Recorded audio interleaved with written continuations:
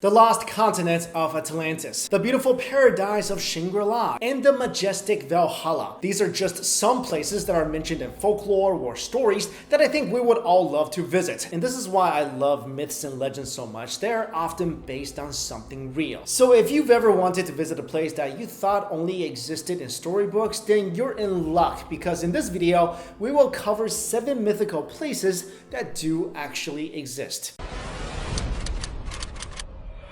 Let's start off with the legendary city of Troy. The stories of Troy with Achilles and the famous Trojan horse has been passed down for centuries, and Troy was always thought to be a place that only existed in literature. But in 1884, a German archaeologist named Heinrich Schliemann was determined to prove that Homer's Iliad wasn't just a fictional story, and as a result, discovered Troy. Schliemann excavated the area around Çanakkale, a city near northwestern Turkey, and discovered a site that was similar to Homer's description of Troy in the Iliad. The site had settled for over 2,000 years before the city of Troy was mentioned by Homer, and was actually a layering of different cities, one over the other. One of the layers, Troy the Sixth, is a layer that matches the description mentioned in the Iliad. The Troy that was discovered was large, had defensive fortifications, and was one of the greatest trading centers in the Bronze Age. Although the Troy discovered in Turkey is most like the Troy that was mentioned by Homer, many people also argue there is no precise archaeological evidence from the excavated remains that supports Homer's story of the conflict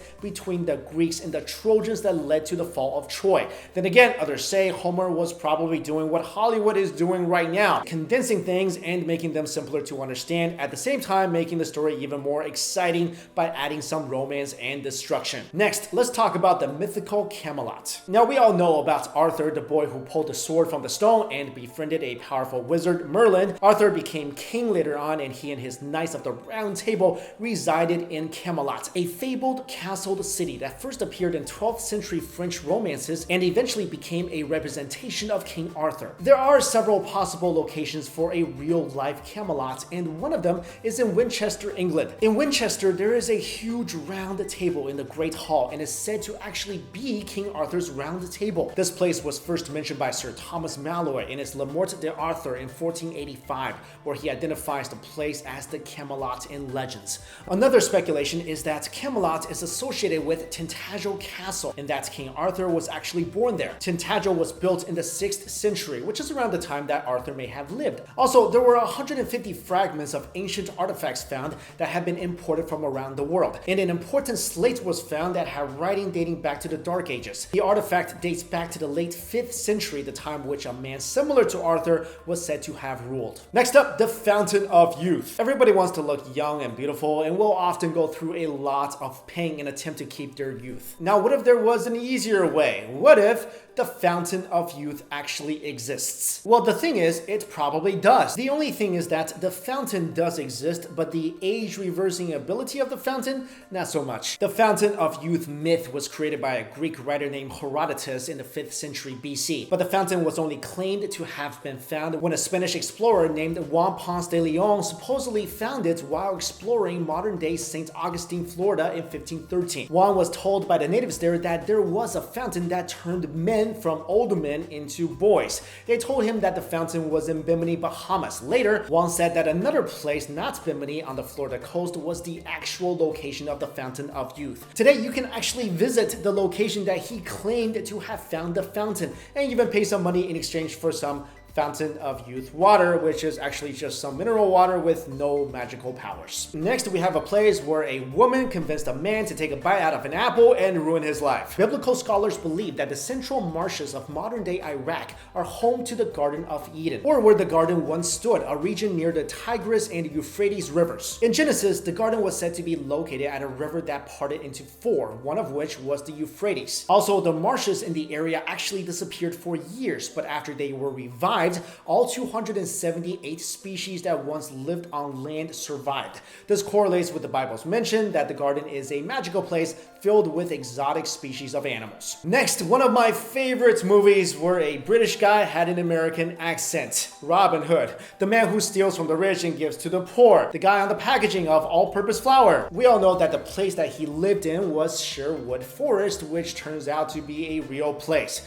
Sherwood Forest is actually a royal forest Forest, located in Nottingham, England, and the name Sherwood was first recorded in 958 AD. After 1066, the forest became a royal hunting forest that was popular with the Norman kings of the time. In the 1200s, the time of Robin Hood, the forest stretched out far and wide and covered over 100,000 acres. As of today, the forest is a popular heritage site with around 350,000 people visiting every year in order to see Robin Hood's home. Next up on this video, if you are into Greek mythology, or you happen to be a fan of all those Percy Jackson movies, which are very much misunderstood and gives you a very real, raw, emotional portrayal of how tough the demigods have it. But like I was saying, if you know anything about Greek mythology, you probably know that the Greek gods lived in a majestic place called Mount Olympus. But did you know that Mount Olympus is an actual place in Greece that you can visit? It's the highest summit in the Olympic Mountains of Greece and is also the center of the Olympic National Park, which was established in 1938. This legendary abode of the gods gives the mountain an honorary place in Greek culture, and many people still give it a mythical status. Mount Olympus also have 25% of all the flora in Greece, as well as rare and threatened animals and bird species. Nowadays, visiting the mountain means indulging in exciting cultural, religious, and athletic events in the area. In the past, the mountain range was the location of the Olympian Games, which eventually led to the Olympics we know of today. And finally, this next place is not really mythical in the myths and legends sense, but it is in the fictitious make-believe sense. We've probably all seen Lord of the Rings and The Hobbit, and we all know that Frodo and Bilbo and all the other Baggins lived in this little home called the Shire. The Shire is a small but beautiful and fruitful land that is filled with hobbits.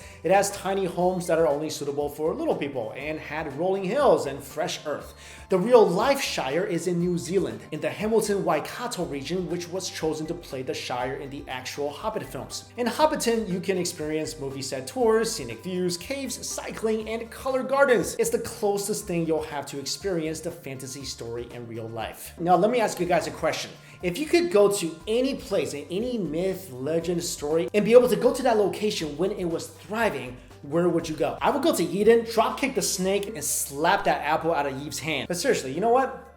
Neverland sounds the best. I mean, think about it. You never get old, you get to fly, you can create any food you want through your imagination, and there's mermaids. But let me know your answers in the comments below. Thank you all so much for watching this video. See ya.